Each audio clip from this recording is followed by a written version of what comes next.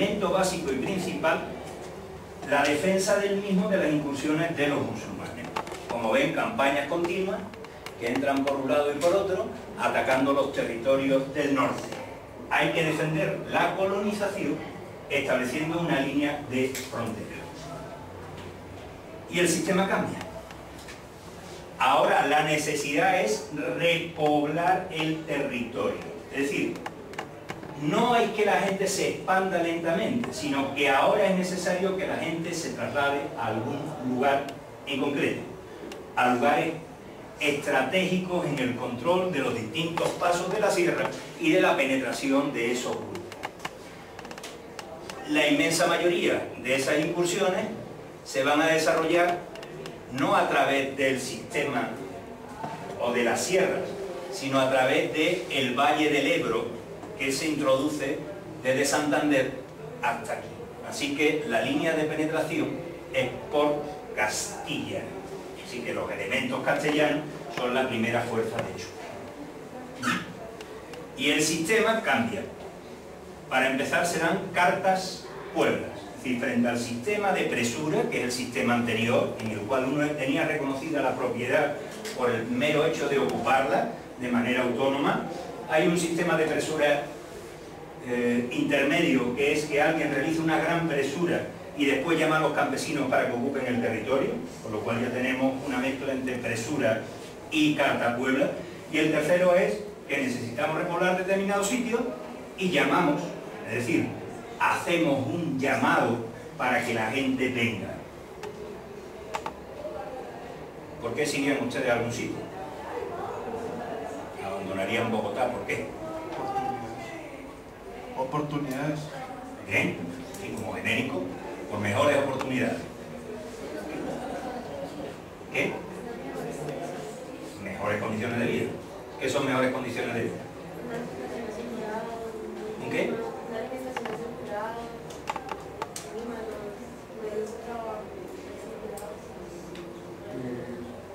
¿Esos desplazamientos siempre eran voluntarios o Vamos a ver, momento... depende. Depende. En principio se intenta que la gente se vaya voluntariamente. Ya veremos cuando no se van voluntariamente qué hacer. Así que lo primero es, ¿qué es lo que quiere un campesino medieval? Territorio, tierra para cultivar, me imagino. Muy bien, porque en numerosas ocasiones se confunde la libertad con la propiedad. Lo que el campesino medieval no quiere ser libre. El campesino medieval quiere ser propietario de su tierra. ¿De acuerdo? Así que lo primero que hay que darle es tierra. Así que aquel que vaya a poblar determinada villa, determinada ciudad, determinado lugar, se le entregarán tierras. ¿De qué tipo? ¿Ganadería? Cultivable, ¿no? De todo tipo. Porque no vale con convertirse en campesino. Entre otras cosas porque hay una cosa que se llama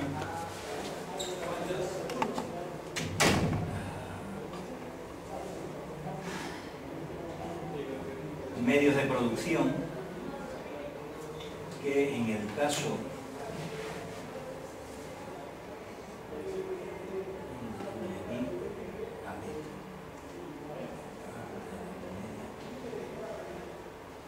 medio de producción, que en el caso de los campesinos son los animales de tiro, y los animales de tiro comen hierba. Así que hacen falta tierra de labor, tierra de pasto, tierra de bosque, derecho al pasto, derecho al bosque, derecho a distintos elementos. Así que aquí vamos a buscar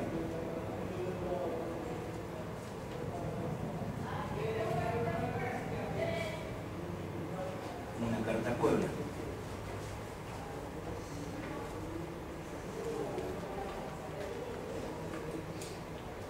En el nombre de Dios, yo, Muñoz Núñez y mi mujer, Arguilo, buscando paraíso y recibir merced, hacemos una puebla en el lugar de osos y caza y traemos para poblar a Valerio y Félix, a Zoino, Cristuévalo y Cervallo con toda su parentela, y os damos para población el lugar que se llama Brañosera, con sus montes y sus cauces de agua, fuente, con los huertos, los valles y todos sus frutos.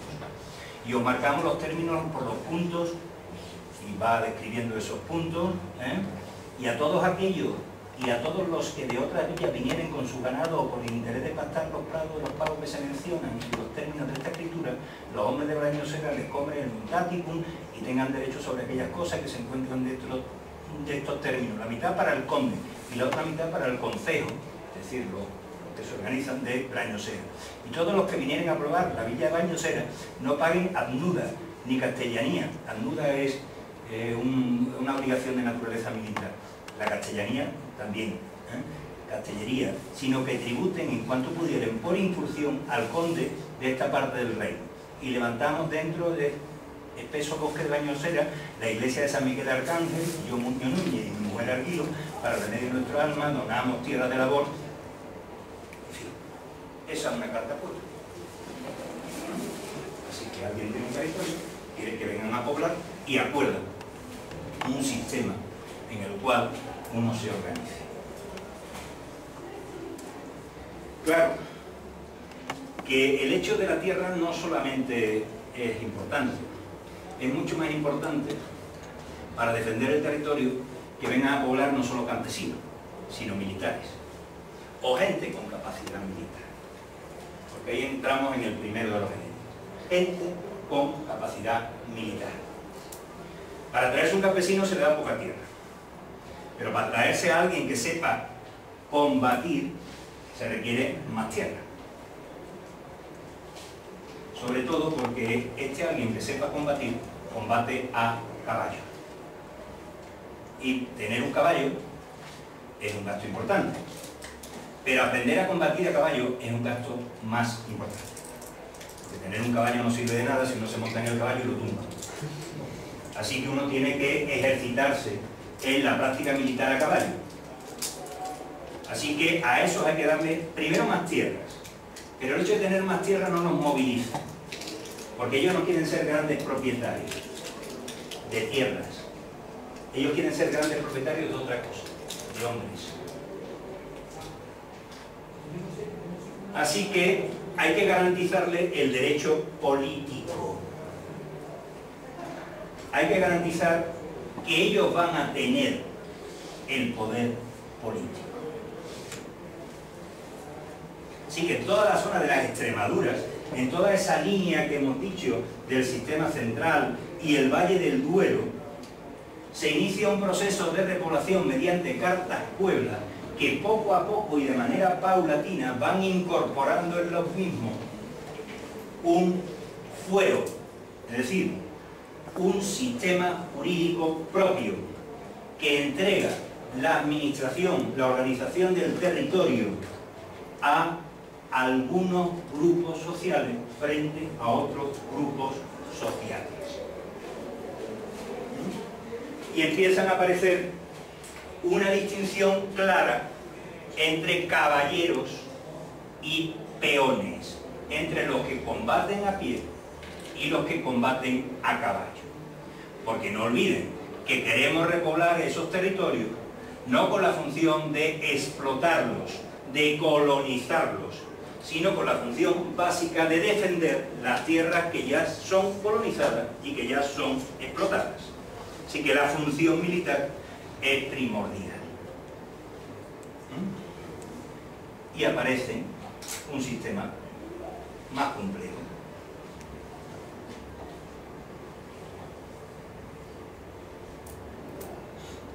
Y empiezan a aparecer normas muy específicas, como esa del fuero de Castroverí. Y tienen los caballeros de Castro sus casas de fuera como las de Castro. Y si alguno matare a un caballero de Castro, pague por él 500 sueldos y hagan 12 homicidas. Y no tengan sobre sí nuncio ni mañería.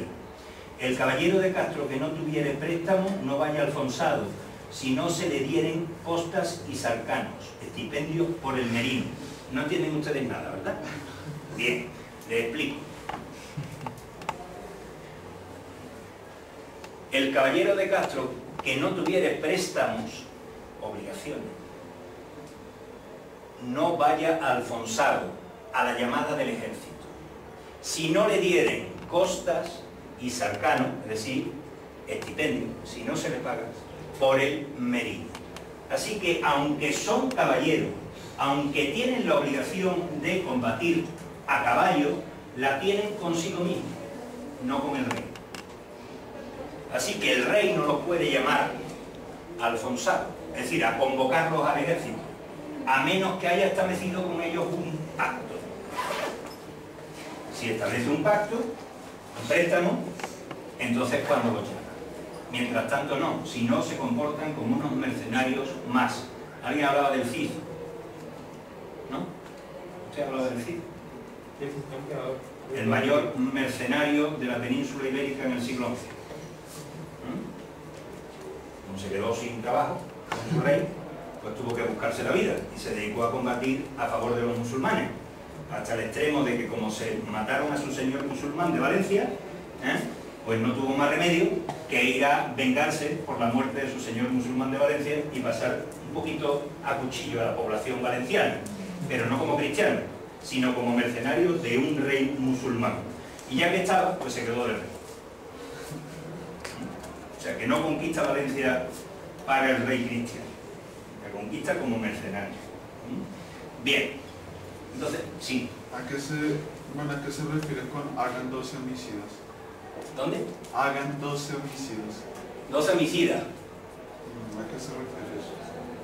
Pues que paguen por 12 muertes.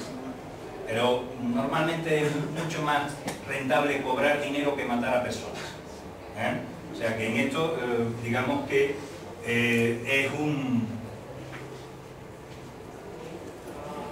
aviso. Es decir, o se paga o se mata. Pero normalmente uno prefiere que le paguen, porque es mucho más rentable. Igual que cuando uno tiene un accidente, pues uno prefiere que le paguen, más que al otro le corten la otra pierna. Uno gana cosas por el hecho de que, sí que, digamos que, y entonces que hagan 12 homicidas quiere decir que paguen como por 12 personas. Bien, pues tenemos entonces un código jurídico que se va incrementando y llega un momento en que se hace un largo fuero que regula absolutamente todo lo que se hace en la villa. ¿Quién compra? ¿Dónde se vende? ¿Cuándo se puede vender? ¿Cómo se puede vender? ¿Quién puede vender? ¿Cuándo se pueden casar las viudas? ¿Qué posibilidades tienen o hasta cuándo se le da una pensión a una viuda? ¿Quién hereda y cómo hereda? ¿Cuál es el sistema matrimonial? Si de gananciales o de separación de bienes. Todo, absolutamente todo. Toda la vida del concejo, de los habitantes del concejo, queda regulado por el fuero, que no es ni más ni menos que una carta Puebla a la cual le hemos ido incorporando ordenanzas municipales. Y eso da lugar a un sistema, que es un sistema distinto de organización del territorio. Veamos, lo que nos interesa no es repoblar el territorio, no es la puesta en explotación del territorio. ¿Por qué? Porque las incursiones musulmanas son constantes. Lo que nos interesa es el control del territorio. Y el territorio se controla desde ciudades. Así que son las ciudades las que tienen que ser repobladas. Y tienen que ser repobladas por los grupos con mayor capacidad militar, por lo tanto por caballeros, que van a ejercer a partir de ese momento el control político, económico y social de todo el territorio. Se crea así una estructura que se llama de villa y tierra, de tal manera que la villa ejerce de señorío,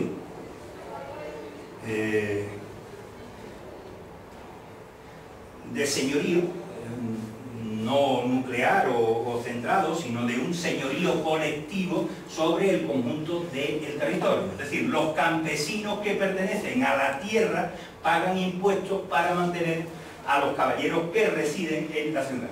Y pagan impuestos para mantener la defensa de la ciudad. Y pagan impuestos para conservar las murallas de la ciudad. Y a los campesinos, de vez en cuando, pues vienen los musulmanes y los arrasan. Pero la ciudad no. Así que los castillos y los establecimientos fortificados no están pensados para guardar campesinos. Están pensados para defender un territorio. Porque el sistema de conquista, tanto en un lado como en otro, y el sistema de guerra, es lo que se conoce como un sistema de inundación. No hay batalla, no hay enfrentamiento de ejército, hay incursiones permanentes a un lado y a otro del territorio. Lo único que hay que esperar es que el ejército, que entra como una inundación, se retire igualmente como la inundación. Y a menos que tenga un sitio fuerte que haya conquistado, no tiene lugar donde establecerse, porque no existe capacidad de generar una logística capaz de mantener a un ejército sobre el terreno durante largo tiempo. Así que uno se encastilla, espera que pasen los ejércitos, asolen la comarca, y cuando ya no tienen nada más que asolar ni nada más que tener, pues directamente se vuelve. Y al poco tiempo, el que estaba en el castillo sale y hace lo mismo en territorio contrario. ¿Sí? Lo que yo te pregunto es que, digamos, para ese momento que la iglesia tenía tanto poder tenía la iglesia dentro del... Pues la iglesia es un señor más. Un señor más. Se comporta como un señor más, es propietario de bienes como un señor más, los obispos van a la guerra como un señor más, los abades van a la guerra como un señor más. Junto a esa estructura que hemos visto de villa y tierra, se generan estructuras paralelas. Hay sitios donde nadie quiere ir, es decir, donde uno le ofrece tierra y no van, donde uno le ofrece poder político y no van, donde uno y no van. Es decir, la gente no va a determinados sitios. Y entonces hay que buscar a profesionales que realicen la función y se les pague por ello.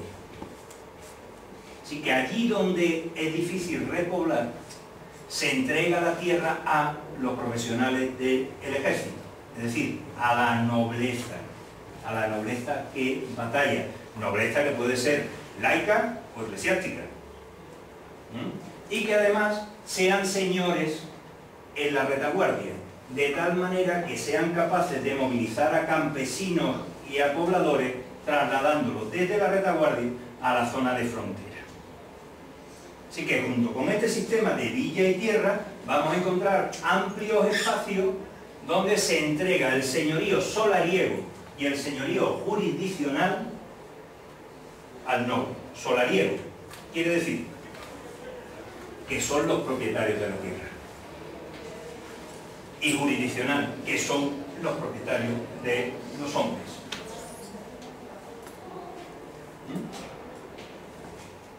Lo de jurisdiccional veremos que tiene matices, porque pueden ser propietarios de todos los hombres, solo de algunos hombres en algunos momentos. Pero tienen el derecho o la concesión, hoy diríamos que tendrían la concesión administrativa. Es decir, se le entrega una tierra para que la pongan en explotación.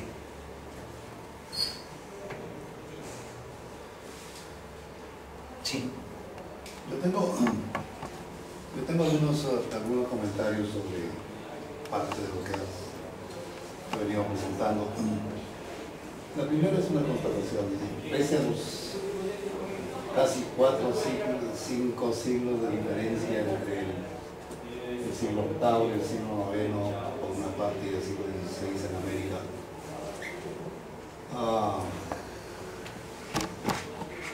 los mecanismos son bastante idénticos, no son totalmente idénticos, pero son bastante idénticos, como lo voy a señalar, al mismo tiempo que los ritos y las instituciones se replican, lo cual es, por cierto, no es extraño, porque eso, puedo que gente como Pizarro, Jiménez de Quesada, más o menos ahí en la cabeza, por acá. La primera gran diferencia es que casi inmediatamente después de la conquista, como saben, todos estos recursos eran patrimonio del rey. Por consiguiente, no había tierras baldías y no había tierras públicas, que serán efectivamente situaciones que aparecen solo en el contexto de la República después de la independencia. Pero, independientemente de eso, pese al dominio inmanente que la corona o el rey tenía sobre estas tierras, el dominio directo, por cierto, provenía y esto es otra diferencia, es decir, más que una, es decir, la ocupación era el resultado de una venta, es decir, de una transacción. La gente se compraba las tierras y cuando no las compraban había una institución que tú señalaste, el famoso cabildo, en este caso el cabildo de los pueblos españoles, cuya función, entre otras, era efectivamente otorgar merced de tierras a los antiguos encomenderos que tenían el control de las fuerzas de trabajo por ser encomenderos. Pero como eran estos encomenderos los primeros habitantes de estas ciudades, se convirtieron en vecinos, de tal manera que como vecinos tenían efectivamente el privilegio de obtener merced de tierras. Ahora, ya sea por compra o por ocupación, el proceso de apropiación del terreno era exactamente idéntico al que señala, es decir, también se paseaba por los linderos del terreno, arrancaba arbustos, arrancaba todo el rito que señala. Por otra parte, las palabras caballerías y peonías son totalmente usuales en el contexto de toda la historia agraria colonial. Es decir, los caballeros, los que tenían caballos y por consiguiente tenían una capacidad productiva mucho mayor y por lo tanto recibían extensiones de tierras más grandes. Mientras que los peones eran gente de a pie que no tenían la misma capacidad productiva que los anteriores, de tal manera que sus parcelas de cultivo eran distintas. Pero la otra diferencia significativa es que este proceso de ordenamiento agrario, por razones obvias, fue un proceso ulterior, porque lo que primero se buscó eran los recursos mineros, ¿verdad? De tal manera que la agricultura fue un sector completamente subsidiario en función de las demandas del sector minero, particularmente las demandas de bienes de consumo para alimentar a la población. Y probablemente la gran diferencia en este balance es el problema de la propiedad. Es decir, tus ancestros. Nuestros ancestros. Bueno, no sé. En el caso mío es un poco perdido. Pero en el mío también. Estos caballeros, estos señores, tuvieron, por cierto, el derecho romano en su cabeza. Todavía no. Bueno, pero en el 16 sí. Sí. De manera que codificaron todo lo que vieron acá en términos del derecho romano. La dificultad es que no sabemos absolutamente nada acerca de qué significaba el concepto de propiedad entre la población indígena. Ahora, si uno no sabe lo que significa el concepto de propiedad entre la población indígena, evidentemente no entiende nada de cómo funciona el sistema económico. De manera que ahí hay un sesgo muy importante que se replica además en términos de la historia política, porque los cronistas, por ejemplo, empezaron a pensar de aztecas, de mayas, de muiscas o de incas en términos de todo lo que está contando. Claro, y de sistemas de sucesión como si fueran carodigios o prodigios, y no hay ninguna evidencia que efectivamente sostenga que ese proceso de relevo en el control político de esas poblaciones siguiera estos patrones. Pero por lo demás es realmente muy instructivo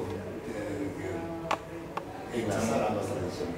Estamos todavía, nos queda el salto siguiente que ahora mismo estamos defendiendo. El salto siguiente es cuando estemos atacando. Porque ahora mismo la regulación es para la defensa, no para el ataque. Pero, y voy a dar un salto, que si no, nos enredamos en ese sentido. Y esa es otra diferencia fundamental, es decir, el proceso de configuración de las ciudades en Hispanoamérica es totalmente distinto al proceso que vienes relatando.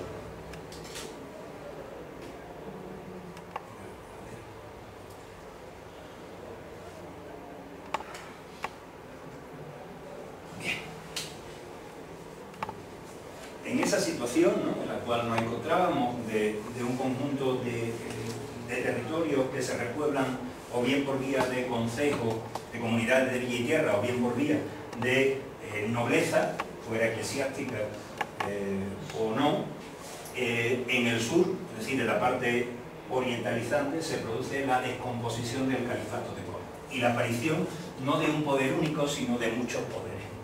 Eso es lo que se conoce como los reinos de taifas. De ahí se inicia una política que a ustedes les va a sonar, y por eso se las traigo. Una política que se conoce con el nombre de parias. De política de parias.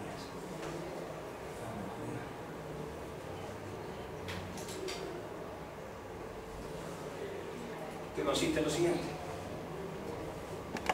Inamar había quedado empeñado con el cristiano, ya que por el compromiso adquirido cuando alquiló un ejército para los de Belillos, es decir, Inamar alquiló un ejército al cristiano, es decir, lo compró, le debía grandes cantidades de importantes sumas que debía pagarle y le tenía prometidas. Con este motivo ponía a su soberano, Al-Mutamid, que es el rey de Sevilla, en graves aprietos, porque no quería dejarle reposar un momento para hacerse el indispensable en medio de la discordia, y no vacilaban en atraer el mal contra los musulmanes.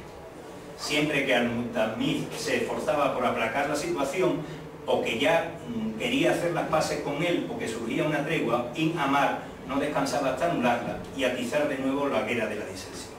Es decir, los cristianos participaban en las guerras intestinas entre los distintos musulmanes aportando sus ejércitos.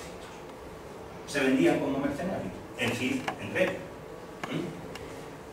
Por segunda vez fue a visitar al cristiano Alfonso y a presentarle fácil el negocio de Granada, es decir, de la conquista de Granada, pintándole a sus ojos como un ser incapaz, pintándome, son la memoria de Atalá, el rey de Granada, pintándome a sus ojos como un ser incapaz para todo por mi flaqueza y mi cortos años.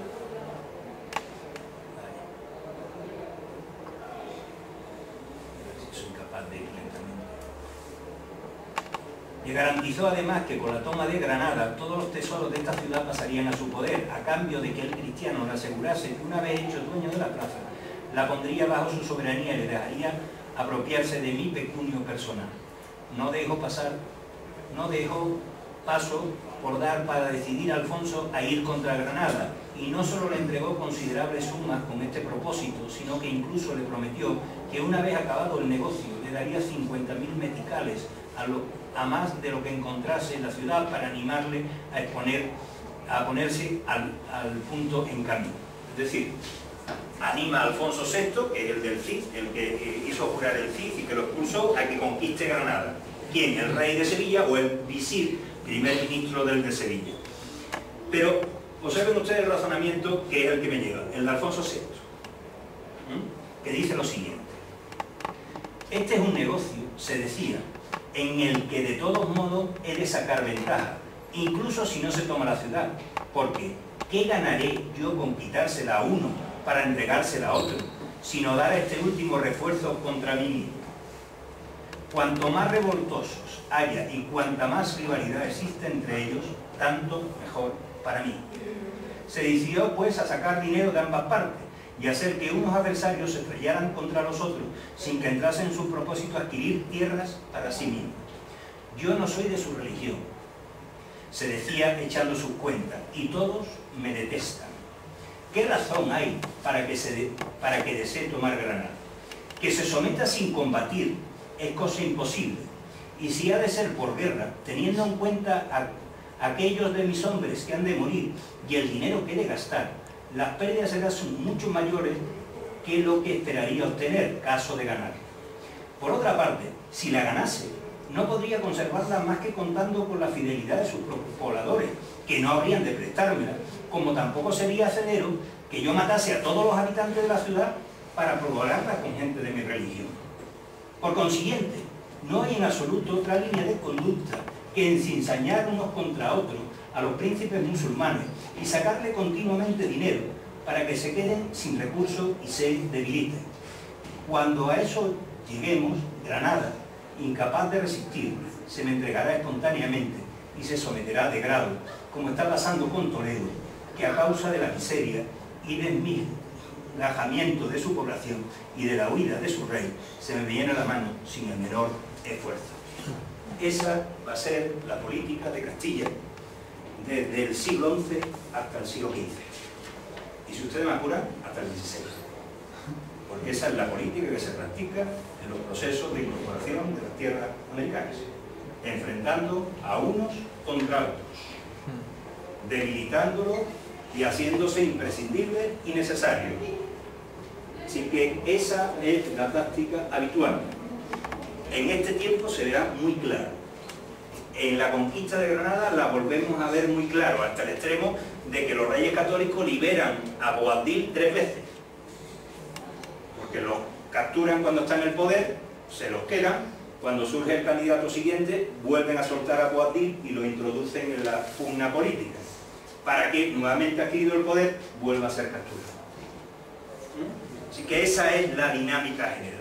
A partir de ese punto, en la cual la debilidad de los territorios constantes, desde esas comunidades de villa y tierra, se inicia un proceso de conquista y ocupación del territorio. Y lo que antes eran solamente defensores, ahora empiezan a ser explotadores de la tierra y conquistadores de nuevos espacios, prolongándose al otro lado de la sierra y llegando hasta el Tajo, es decir, hasta Toledo y hasta Lisboa. Así que tendremos que en este periodo se avanza enormemente la frontera. Y va a suceder un hecho que paralizará todo ese proceso de debilitamiento, que es la presencia de los imperios norteafricanos en la península ibérica. Imperios norteafricanos, almohades y almorávides, que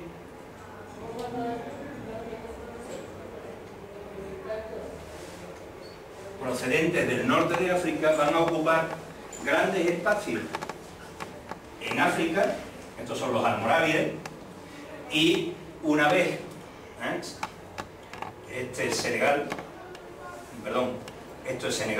que es el origen, son los Sinacha, es el nombre que tienen los almorávides, por lo tanto, más que bereberes habría que hablar de negros directamente, que ocupan todo el territorio de Tombuctú, de la curva del Níger, y que por lo tanto controlan la ruta del oro desde el Golfo de Guinea hacia la península ibérica. Y ese control de la ruta del oro va a hacer que su riqueza sea enorme, y desde aquí optan a saltar a la península ibérica, a conquistar las tierras musulmanas, y ahora lo que tenemos son un ejército norteafricano musulmán, conquistador de los musulmanes de la península ibérica, pero extranjero.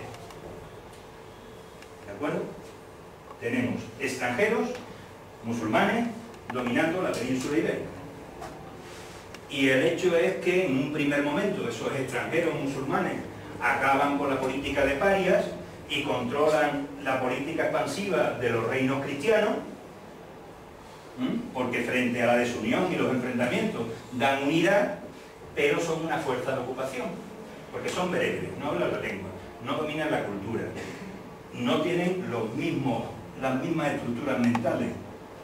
Así que esa fuerza que inicialmente paraliza el proceso de descomposición, cuando empieza a cobrar impuestos, genera revueltas internas. ¿Adivinan quién va a apoyar las revueltas internas frente a los almorávides? Bueno, nuevamente los cristianos, que animarán todo el proceso y que saben que, como necesitan refuerzos económicos para combatir, mientras son expansivos, digamos, pagan con el botín que obtienen, pero cuando se convierten en defensivos tienen que vivir de las poblaciones. Los asaltos de los cristianos hacen que se necesiten más refuerzos, se necesiten más impuestos, se cobren más impuestos a la población, esta se empobrezca y en última instancia estalle. Viene una segunda paria, una segunda descomposición, y es sustituido este imperio, el almorávide, por un nuevo imperio, que también ha surgido en el norte de África, en este caso, el imperio almohade.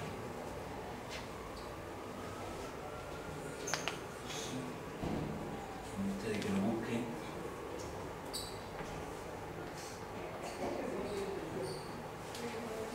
Que ocupa ese territorio de la península y llega hasta Túnez y hacia el sur hasta donde hemos dicho. esos almohades van a generar una estructura distinta. Primero los almorávides, pero después también los almohades, porque son musulmanes pero unionistas, es decir, tienen un califa independiente, no forman parte de la misma religión, no son suníes, pero son suníes unionistas, es decir, no todos los musulmanes son iguales. Así que ellos tienen que vivir apartados de la población. Y en ese momento ya están los territorios del norte fuertemente pertrechados. Ahí hay una fricción a lo largo de ese siglo de procesos de conquista castellana, reconquista musulmana, conquista castellana, reconquista musulmana, que genera nuevamente una franja de territorio prácticamente vacía de pobladores. La población se ha retirado. Y ahí solo se establecen elementos puntuales de defensa del territorio, castillos, para entender. Castillos ocupados ahora no por caballeros villanos, sino por soldados. Y no por soldados normales, sino por soldados que tengan el ánimo, el espíritu de enfrentarse sin paga y sin visos de beneficio. Y aparecen las órdenes militares. Así que todo ese sector va a ser controlado y dominado por caballeros monjes. Sí. Sí, tengo 3 preguntas y no sé si queda el tiempo para que lo conteste. No lo sé, pero tenemos 4 días. Tenemos 4 días. Entonces, ¿qué empiezo? ¿No? La primera tiene que ver con el problema religioso. Creo que fue Américo Castro quien dijo que la experiencia religiosa en la península, gracias a la presencia de los árabes frente a la intolerancia castellana del siglo de la Inquisición, permitió efectivamente la convivencia, mal que bien, entre cristianos por una parte, musulmanes por otra parte, y judíos. Entonces es esto que me gustaría conocer. Lo segundo es, yo diría que el Cid era el mercenario por excelencia, seguramente, pero al mismo tiempo no es el arquetipo político por antonomasia. Claro. Y lo tercero es, en este proceso de ocupación y desocupación de las tierras, hay una institución que la historiografía latinoamericana dice que se origina ahí. Por cierto, que luego de modificaciones sucesivas se implanta en América, que es la encomienda, ¿verdad? Entonces me gustaría que si pudieras elaborar sobre esas 3 cuestiones, porque creo que no tenemos prisa, ¿no? No. La primera es, eso dice Américo Castro, y Sánchez Albornoz dice justamente lo contrario. Dice que de tolerancia ninguna, de convivencia ninguna, y más que una orientalización o una presencia de lo islámico o de los judíos sobre la sociedad española, lo que existió fue una hispanización de lo islámico y de los judíos. Es decir, que lo que tienen en común los judíos es porque fueron hispanizados. Y lo que tienen en común los musulmanes es porque fueron hispanizados. Así que lo hispánico lo invadió todo. Pero ese debate es un debate más resuelto y no acabamos de tener. Sobre la encomienda, el segundo. Sobre lo primero, es decir, no solamente la Inquisición contra los marranitos, pero los marranos, los nuevos cristianos, también es la situación de idolatría, ¿verdad? Cuando los castellanos vieron a un maya leyendo los códices, pensaban que simplemente estaban hablando con el diablo, por lo siguiente empezaron una raza de bueno, y al final, es un largo debate que seguramente conoces sobre la historia de la religión de América Latina. Hay 3 posturas, ¿no? La primera es que una conquista espiritual de España sobre América, que es la tesis fundamental de Ricardo. La segunda, que hubo una negociación entre unos y otros. La tercera es que la población nativa aparentó el catolicismo y el cristianismo para seguir haciendo y practicando lo que siempre hizo, y esa es la tesis básicamente la etnohistoria. Y finalmente hay un trabajo estupendo que dice justamente todo lo contrario, es decir, que la población indígena desde el comienzo buscó efectivamente y con mucha fuerza su adscripción al cristianismo, de tal manera que esos disfraces de catolicismo son tonterías. Pero para volver al contexto de España, es decir, al final cuando los reyes católicos llegan donde llegan a partir de 1492, les dan efectivamente a los árabes el dilema que señalaba: o se van, o si se quedan, pero se quedan en una nueva condición. Pero cuando la relación de fuerzas favorecía a los otros, no hubo un proceso de, para utilizar las palabras tuyas, de contraculturación, es decir, de cristianos que se hicieran súbditos de Mahoma. Toda la población, desde el siglo, si la población hispana, a partir del siglo VIII, inicia un proceso de islamización. Es decir, que todos los que son musulmanes no vinieron de fuera, es más, muy pocos musulmanes vinieron de fuera. Estos que estamos hablando, que están ocupando ese territorio, son hispano-romanos. Sí, pero ¿cómo conciliaron Cristo y Mahoma? No consiguieron Cristo y Mahoma, abandonaron a Cristo y se hicieron de Mahoma. Hay un proceso de cambio de religión, directamente, de manera radical. Se convirtieron al islamismo, porque le era más rentable ser musulmanes que cristianos. Porque los musulmanes no pagan impuestos, los cristianos sí. Así que esa es la primera. La segunda, no hay proceso de conquista de poblaciones. Ese movimiento de frontera al que yo hago referencia es sobre una tierra de nadie. Por lo tanto, lo que hay son fuerzas militares que ocupan lugares puntuales que controlan el espacio y que cuando pierden se retiran. Y se retiran. No hay pobladores sobre ese espacio. Y eso da lugar a la tercera de las preguntas, el nacimiento de la encomienda. Es decir, a un conjunto de pobladores militarizados se le hace entrega de un espacio, normalmente con un punto fuerte, para que lo defiendan, a cambio del pago de una renta. Renta que inicialmente paga el rey, y que a medida en que la tierra se va haciendo más segura, la pagan los habitantes de la misma, por la defensa militar que se organiza. Así que el sistema de organización militar de esta zona que va desde el Tajo hacia el sur, o mejor, casi desde el sistema central hasta el Guadiana, es un sistema de órdenes militares conformadas en torno a puntos fortificados, adscritos a un conjunto de militares articulados en una tierra que se denomina encomienda. Depende a la orden militar que uno pertenezca, pues uno será Calatravo, será de Santiago o será de Montesa o de Avís.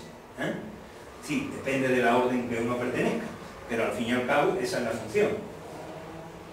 Pero si me permite, Heraclio, y damos el salto porque con los almohades se desmoronan, igual que se habían desmoronado los almorávides, el proceso se transforma radicalmente, porque eso ya es el siglo XIII. Y ahí es donde yo quería llegar, a ese siglo XIII.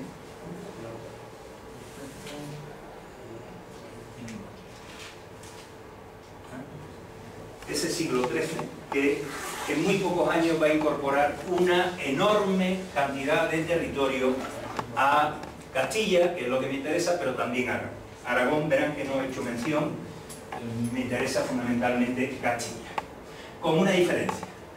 Desde que arrancamos la cornisa cantábrica, las ciudades eran inexistentes.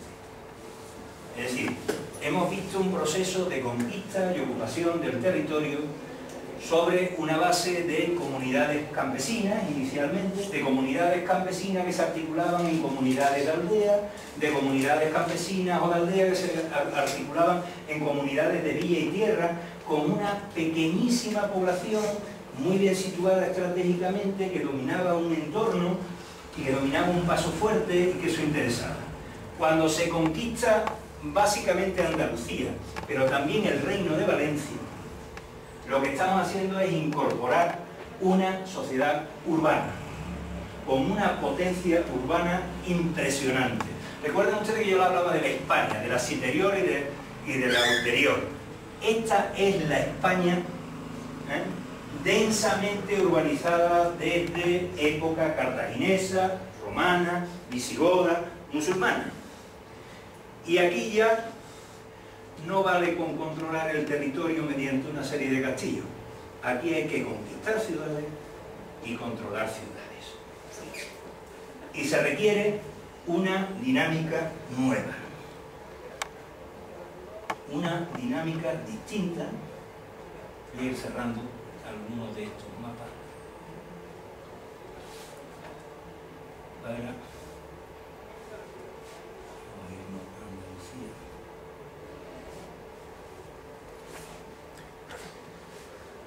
Conquistar ese territorio. Ese territorio que ven ustedes marcado ahí, el Valle del Guadalquivir, puede tener unos 500 kilómetros por 300 aproximadamente, para que ustedes se sitúen. Ese espacio es conquistado entre 1228 y 1248, en 20 años, con dos de las grandes ciudades europeas, no digo peninsulares, que es Córdoba y Sevilla. Y no hay más que una batalla inicial en el año 1212, que además se da frente a los almohades y que provoca el debilitamiento de los mismos. Es decir, que en el proceso de conquista de Andalucía no hay ninguna batalla, ningún enfrentamiento campal. Andalucía se conquista mediante un sistema triple. A fuerza viva, cuando hay un enfrentamiento militar y se llega al momento del asalto último y definitivo sobre la fortaleza, empleando la fuerza y conquistándola, que se dio solo en 4 o 5 casos. Normalmente sobre poblaciones ocupadas por guarniciones militares almohades, por lo tanto contra militares que estaban en sus castillos y no contra población. El segundo de los sistemas es el de pacto, mediante capitulación, que es una vez iniciado el enfrentamiento militar y opuesta resistencia, se llega a un acuerdo en el cual los musulmanes entregan sus tierras a los castellanos. Se dio solo en las grandes ciudades. Y el sistema más habitual y normal, el que se conoce como pacto o pleitesía, que es el que se dio en la inmensa mayoría del territorio. Es que antes de que llegara el ejército castellano, antes de que llegara la presencia de los militares, las autoridades locales musulmanas salían a su encuentro y se rendían. ¿De acuerdo? Esos 3 sistemas de conquista del territorio, que explican la rápida conquista del territorio, porque en realidad no hubo que hacer grandes esfuerzos militares, llevan aparejado 3 sistemas también de trato a las poblaciones musulmanas. En el primero de los casos, en el de la fuerza viva, pues se les pasó a cuchillo, se les vendió como esclavo, si no se les ajustició directamente sobre el terreno, o se les maltrató, o sí, no tuvieron ningún derecho. En el segundo de los casos, en el de las capitulaciones, en esas capitulaciones se acuerdan, en cada uno de los capítulos, las condiciones. Normalmente eran el abandono de la ciudad, pero no del territorio, pudiendo trasladarse fuera de la ciudad y asentarse en las aldeas y en las zonas circundantes, en un plazo de 1 mes desde la firma de la capitulación, llevando consigo cuantas posesiones pudieran llevar. Se respetaron, por tanto, la vida, los bienes que pudieran portear y se les permitió seguir viviendo en el territorio. Pero la ciudad queda vacía. El caso de Sevilla, el caso de Córdoba, y en el tercero, en el de los pactos o pleitesías, se les permitió todo. Siguieron viviendo en sus casas, siguieron teniendo sus bienes, siguieron teniendo su religión, continuaron manteniendo sus autoridades, sus derechos, su sistema de propiedades, sus costumbres, sus mezquitas, sus ritos, sus derechos, a cambio de pagar simplemente los mismos impuestos que antes pagaban a los almohades, ahora a los castellanos. Solo hubo una sustitución en la pleitesía de unas autoridades externas por unas autoridades externas también. Frente a los extranjeros almohades, ahora aparecían los extranjeros castellanos. Frente a una autoridad que eran musulmanes, pero no eran suníes, una autoridad que no son musulmanes, que son otra cosa también distinta, pero igualmente fuera de ese ámbito. ¿Sí? No, termina. No, es que esto es lo que nos queda por desarrollar en 3 días. Yo quería llegar aquí, que es de lo que vamos a hablar de Andalucía, haciendo ese largo recorrido por la historia de España, lo que va a dar lugar también a 3 necesidades nuevas y distintas. Hemos estado hablando inicialmente de una colonización del territorio, que aquí es innecesaria, porque la población vencida permanece. Es decir, hasta ahora hemos estado hablando a grandes rasgos y de manera rápida de una colonización protagonizada por los que salieron de las montañas del norte, que iban ocupando espacio. Aquí ya no ocupan espacio, no se necesitan porque hay mano de obra que está aquí. Por tanto, una colonización ya no es necesaria. Una explotación del territorio va a seguir en manos de esos musulmanes.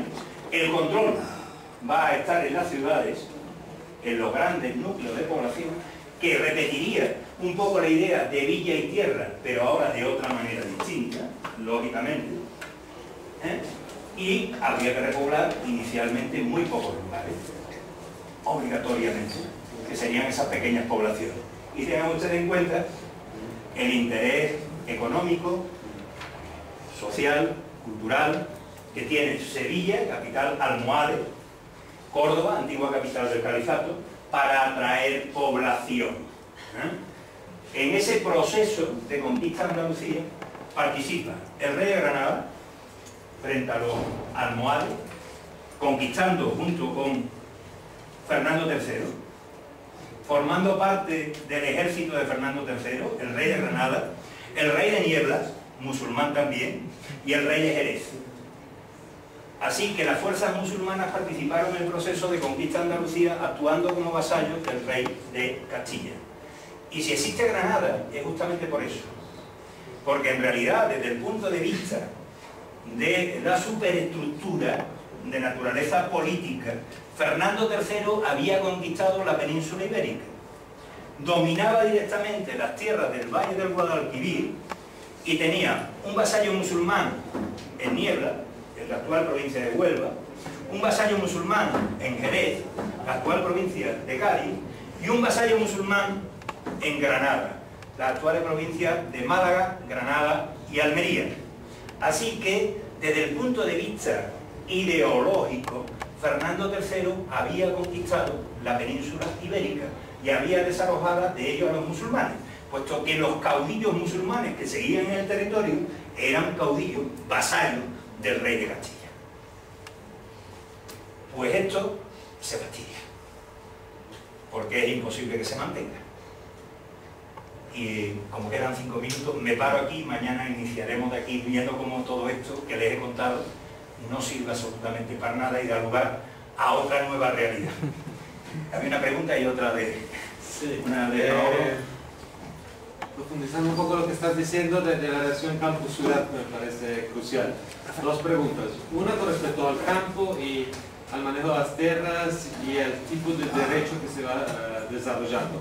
¿Qué tan importante es el agua en la construcción del sistema jurídico en el campo?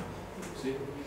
Y con respecto a las ciudades, básicamente estamos frente a tres tipos de ciudades muy distintos a nivel socioeconómico y a nivel político, es decir, el sistema de lo que tú llamas villa y tierra, un sistema, digamos, de fortificación, de ciudad fortificada, el sistema de las ciudades musulmanes, que, digamos, tienen pero una particularidad con respecto a las ciudades que se están desarrollando en el Mediterráneo y en otros lados, es decir, no tienen un municipio, no tienen una fuerza municipal, política, una autoridad autónoma. urbana.